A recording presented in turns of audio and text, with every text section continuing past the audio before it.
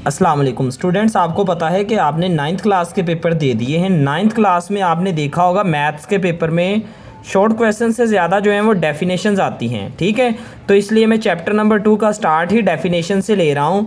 अगर आपका डेफिनेशंस का कॉन्सेप्ट क्लियर होगा तो शॉर्ट क्वेश्चंस आपके खुद ब खुद ही क्लियर हो जाएंगे, ठीक है। तो आपने वीडियो को एंड तक देखना है ताकि आपका सारा का सारा चैप्टर का कॉन्सेप्ट क्लियर हो। अस्सलाम वालेकुम स्टूडेंट्स, आज जो है वो हम मैथ का चैप्टर नंबर 2 स्टार्ट करेंगे क्लास 10th न्यू बुक के अकॉर्डिंग। हमारे पास चैप्टर नंबर 2 का जो नेम है वो है quadratic equations and quadratic inequalities. तो स्टूडेंट, सबसे पहले हम क्वाड्रेटिक इक्वेशंस को एक्सप्लेन करने के लिए हम सबसे पहले एक्सप्लेन करेंगे अलजेब्रिक एक्सप्रेशन को। अलजेब्रिक एक्सप्रेशन असल में होता क्या है? An expression algebraic expression is a combination of constant and variables join with the sign of arithmetic operations. सबसे पहले हमें अर्थमेटिक ऑपरेशंस को चेक करना पड़ेगा कि अर्थमेटिक ऑपरेशंस क्या होते हैं। प्लस एंड माइनस जो होते हैं वो हमारे पास क्या रहता है? अर्थमेटिक ऑपरेशंस, ठीक है। प्लस एंड माइनस जो होते हैं वो अर्थमेटिक ऑपरेशंस होते हैं। तो हमारे पास जो कॉन्स्टेंट्स होते हैं वो जैसे ये 7 लिखा हुआ है, ये हमारे पास एक कॉन्स्टेंट नंबर है, ठीक है। और जो हमारे पास x जो है वो हमारे पास एज अ वेरिएबल आता है। जब 4 और x आपस में मल्टीप्लाई होते हैं तो ये एक टर्म्स बन जाती हैं, ठीक है।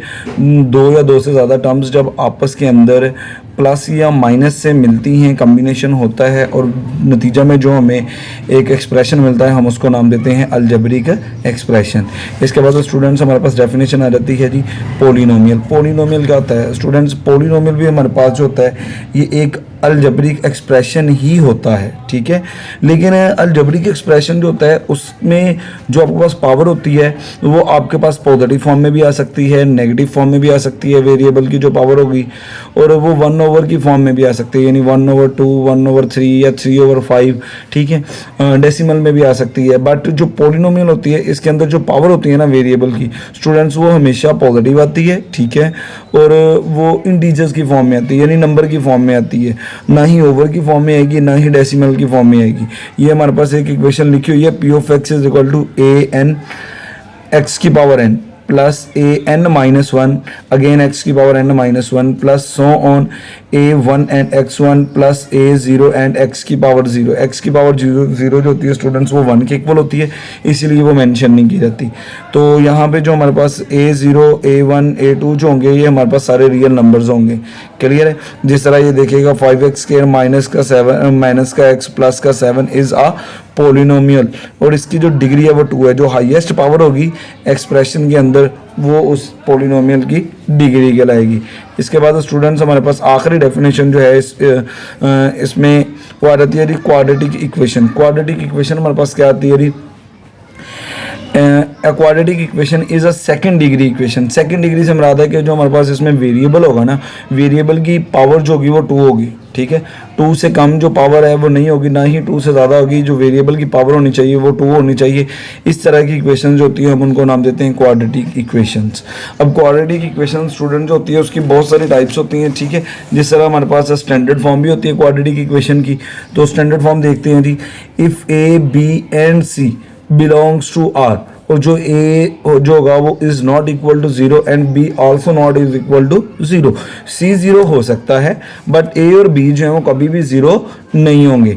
Then a x square plus b x plus c is equal to 0 is called standard form of quadratic equations. इसके बाद स्टूडेंट्स हमारे पास आ जाती है जी लीनियर इक्वेशन के। लीनियर इक्वेशंस क्या होता है स्टूडेंट्स? अगर हम ये जो स्टैंडर्ड फॉर्म होती है क्वाड्रेटिक इक्वेशंस की, a x square plus b x plus c is equal to 0, इसके अंदर अगर हम ए की जगह 0 पुट कर देते हैं तो जो हमारे पास इक्वेशन बचेगी वो क्या बच जाएगी? बी एक्स प्लस सी। क्योंकि हमने ए की जगह 0 पुट किया, 0 जब एक्स स्क्वायर के साथ मल्टीप्लाई होगा तो वो आ जाएगा 0। 0 जब किसी भी नंबर में ऐड होता है तो वो वही नंबर आंसर में आ जाता है। तो यहाँ पे 0 या 0 जब ऐड होगा बी एक्स प्लस सी के साथ तो हमारे पास जो बचेगा वो हमारे पास क्या बचेगा जी? रिमाइंडर में b x plus c is equal to 0 which is a linear equation.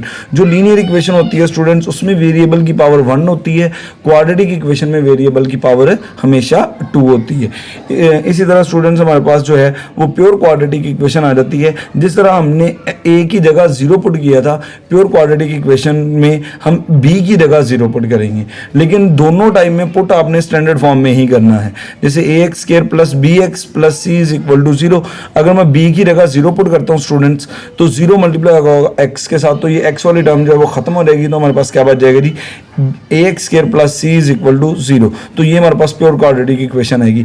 एक ऐसी इक्वेशन जिसके अंदर सबसे पहले एक्स स्क्वायर वाली टर्म आए और बाद में कांस्टेंट वैल्यू आए और इज इक्वल टू में कोई ना कोई कांस्टेंट नंबर हो या 0 हो, तो वो इक्वेशन जो होगी वो आपके पास प्योर क्वाड्रेटिक इक्वेशन कहलाएगी। इसके बाद स्टूडेंट्स हमारे पास डेफिनेशन आ जाती है फ्रैक्शनल इक्वेशन। स्टूडेंट्स अगर हम इसके नेम को ही देखें तो फ्रैक्शन से वर्ड निकला है फ्रैक्शनल इक्वेशन। एक ऐसी इक्वेशन जिसके अंदर जो वेरिएबल है ना वो हमेशा डिनोमिनेटर की फॉर्म में आएगा, ठीक है।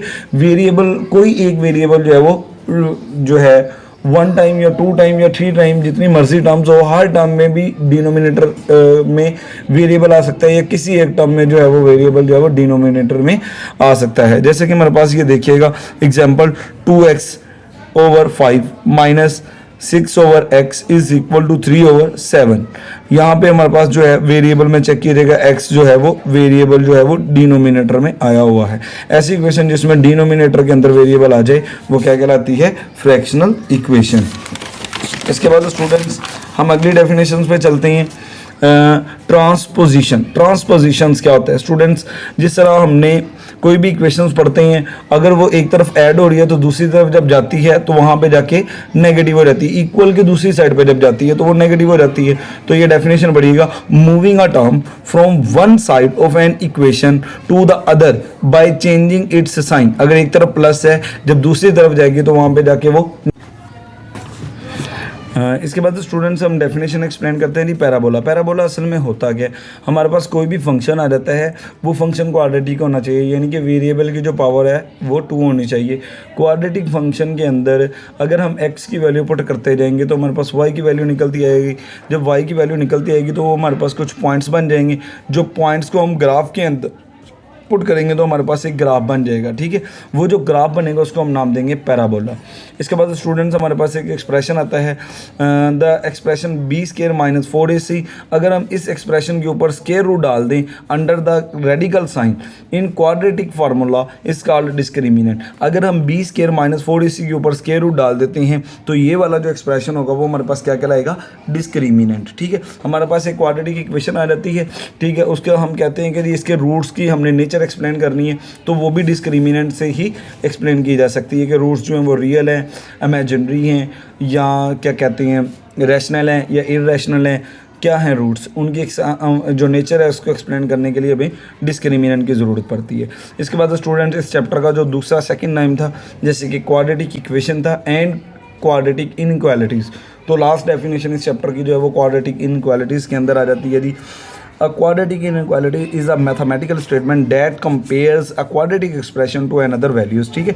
इसके अंदर हमारे पास क्वाड्रेटिक एक्सप्रेशन जो होता है ना, हमने इसको कंपेयर करवाना होता है किसी दूसरी वैल्यू के साथ, ठीक है। तो कंपेयर करवाने के लिए हमें इनइक्वालिटी का साइन यूज़ करने पड़ते हैं, जैसा कि ये वाले सैम्पल्स दिए होते हैं, लेस देन है, ग्रेटर देन है, less than equal to, greater than equal to. इनमें से कोई एक साइन भी जो है वो हम यूज़ करेंगे इक्वल की जगह पे, तो वो हमारे पास क्वाड्रेटिक इनइक्वालिटीज़ बन जाएगा। जैसे कि हमने पढ़ा था a square plus b x plus c is equal to 0। अगर इक्वल टू लगाएंगे तो क्वाड्रेटिक इक्वेशन होगा। अगर हम इन चारों में से कोई एक साइन लगा देते हैं तो वो हमारे पास क्वाड्रेटिक इनइक्वालिटीज़ बन जाएगी। स्टूडेंट्स इस चैप्टर की जितनी भी डेफिनेशन थी मैंने आपको एक्सप्लेन कर दी है इस वीडियोस के अंदर। अगर किसी स्टूडेंट्स को कोई प्रॉब्लम हो तो वो कमेंट बॉक्स में पूछ सकता है। इंशाल्लाह इस चैप्टर की जितनी भी एक्सरसाइजेज जो हैं, बाकी भी चैप्टर्स जो हैं वो मैथ के इसी चैनल के ऊपर आपको सोल्यूशन फॉर्म में इंशाल्लाह मिलते जाएंगे। और अगर किसी स्टूडेंट्स ने कुछ पूछना हो तो वो कमेंट बॉक्स में पूछ सकता है। अल्लाह हाफिज़।